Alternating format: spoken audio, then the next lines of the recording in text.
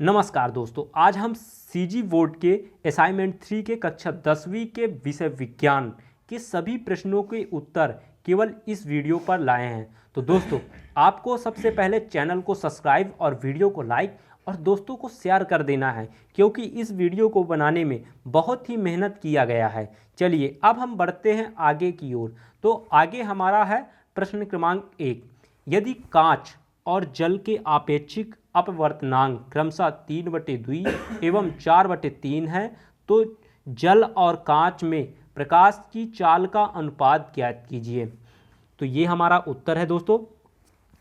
इसमें संबंध है, आपको संबंध लिखना है N2/N1 बराबर V1/V2। इसको समीकरण 1 दे देना है, ठीक है। तो इसको समीकरण 1 दे देना है। फिर नीचे लिखना है कांच का निरपेक्ष अपवर्तनांक N2 बराबर 3/2, ठीक है। फिर इसके बाद लिखना है जल का निरपेक्ष अपवर्तनांक N1 बराबर 4/3। इन दोनों को लिखने के बाद अब हम बढ़ते हैं आगे की ओर, ठीक है।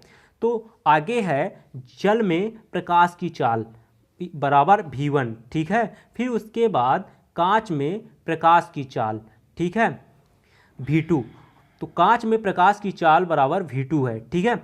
अब क्या करना है दोस्तों, अब हमने ये सब मान निकाल लिया है, ठीक है। अब हम समीकरण 1 में, हमारा समीकरण 1 कौन सा है, ये है। इस पे हम मान रखेंगे, ठीक है। इस पे हम क्या करेंगे, मान रखेंगे। तो ये हमने मान रखा 3/2/4/3 बराबर V1/V2, ठीक है। ये हमने मान रख दिया। इसके बाद आपको करना क्या है, इस मान को रखने के बाद सरल कर लेना है। तो ये हो जाएगा 3/2 गुणे 3/4 बराबर V1/V2, ठीक है। फिर इन दोनों का गुणा कर देना है ऊपर ऊपर, और इन दोनों का कर देना है, ठीक है। तो गुणा करेंगे तो ये हो जाएगा 3 त्रिकाई 9 और 4 दूनी 8, ठीक है। और बराबर हो जाएगा V1/V2। अब इन्हीं दोनों को, किनको, इन दोनों को अनुपात में लिख देना है। तो V1/V2 बराबर हो गया 9/8। ये आ गया हमारा अनुपात, ठीक है। चलिए अब बढ़ते हैं आगे की ओर। आगे की ओर बढ़ते हैं तो अब हमारा प्रश्न क्रमांक 2 है, ठीक है। तो अयस्क के सांद्रण की किन्हीं दो विधियों का सचित्र लिखिए, ठीक है। तो हम इसमें दो विधियां लिखेंगे अयस्क के सांद्रण का, ठीक है। तो पहला विधि है गुरुत्व पृथक्करण विधि। इसमें होता क्या है दोस्तों, इसमें होता है जब अयस्क व अधात्री के आपेक्षिक घनत्व में अंतर होता है, तो अयस्क के सांद्रण के लिए गुरुत्व पृथक्करण विधि का प्रयोग किया जाता है। जैसे कार्बोनेट तथा ऑक्साइड अयस्क के लिए इस विधि का उपयोग किया जाता है। दोस्तों, ये दिया गया डायग्राम आपको असाइनमेंट की कॉपी में इस विधि को लिखने के बाद बनाना है, ठीक है। अब हम चलते हैं दूसरी विधि की ओर। तो दूसरी विधि है अपना चुंबकीय पृथक्करण विधि। कौन सी है, चुंबकीय पृथक्करण विधि। तो दोस्तों, इसमें होता क्या है, जब अयस्क में चुंबकीय पदार्थ उपस्थित होता है तब चुंबकीय पृथक्करण विधि का प्रयोग किया जाता है। जैसे टिन के अयस्क SnO2 के सांद्रण हेतु इस विधि का उपयोग करेंगे।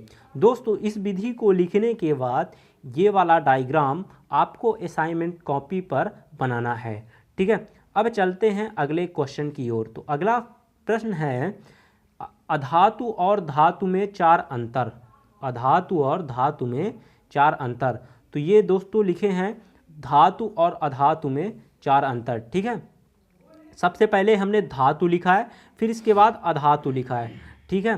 तो धातु का पहला है धातुएं ठोस अवस्था में पाई जाती है, अपवाद स्वरूप में पारा नहीं पाया जाता, ठीक है। और फिर इस अधातु का पहला है अधातुएं ठोस द्रव्य गैस तीनों अवस्थाओं में पाई जाती है, ठीक है। इसका दूसरा अंतर है ये ऊष्मा व विद्युत की सुचालक होती है। अधातु का दूसरा अंतर है ये ऊष्मा व विद्युत की कुचालक होती है। अपवाद में ग्रेफाइट व गैस कार्बन नहीं होती, ठीक है ना। चलिए, तीसरा है धातु अम्ल के साथ मिलकर लवण बनाती है, ठीक है। और इसमें अधातु में तीसरा है लवण का निर्माण नहीं करती, ठीक है। और चौथा है धातु के ऑक्साइड क्षारीय होती है। अधातु में चौथा है धातु के ऑक्साइड अम्लीय होते हैं। यहाँ धातु लिखा है, यहाँ अधातु होगा। ठीक है दोस्तों, इसको सुधार लीजिएगा। तो ठीक है, तो चलिए दोस्तों अब बढ़ते हैं आगे की ओर। तो आगे की ओर बढ़ते हैं। तो प्रश्न क्रमांक 4 है, द्रव्य अधातु का नाम व संकेत लिखकर अधातु के 3 रासायनिक गुण लिखिए।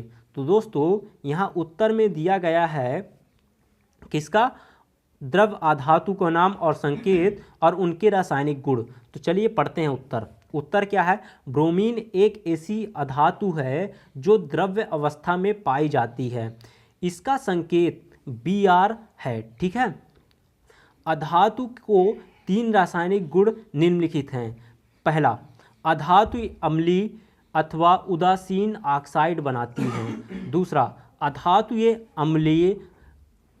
अधातु अम्लों में से हाइड्रोजन गैस को पुनः स्थापित नहीं करती हैं। तीसरा, अधातु प्रायः जल के साथ प्रतिक्रिया नहीं करते। ठीक है, ये 3 निम्नलिखित गुण हैं। ठीक है, चलिए आगे की ओर बढ़ते हैं प्रश्न क्रमांक 5 की ओर। तो है प्रश्न क्रमांक 5 है, समतल दर्पण द्वारा बने किसी वस्तु के प्रतिबिंब के 3 मुख्य अभिलक्षण क्या होते हैं। तो दोस्तों ये उत्तर में समतल दर्पण द्वारा बने प्रतिबिंब के अभिलक्षण लिखे हैं, जो कि 3 प्रमुख हैं। प्रतिबिंब सीधा व वस्तु के आकार का होता है, ये पहला है। दूसरा है प्रतिबिंब आभासी होता है एवं दर्पण के अंदर बनता है। ठीक है, तीसरा है दर्पण से वस्तु जितनी दूरी होती है उसका प्रतिबिंब दर्पण के अंदर उतनी दूरी पर ही बनता है। ठीक है दोस्तों, तो दोस्तों ये रहे 5 प्रश्न के उत्तर। अगर आपको वीडियो अच्छा लगा हो तो चैनल को सब्सक्राइब करिए और वीडियो को लाइक करिए। और अगर आपने अभी तक नहीं लिखा तो वीडियो को फिर से देखिए और वीडियो को रोक रोक कर लिखिए। चलिए दोस्तों, मिलते हैं अगले वीडियो पर।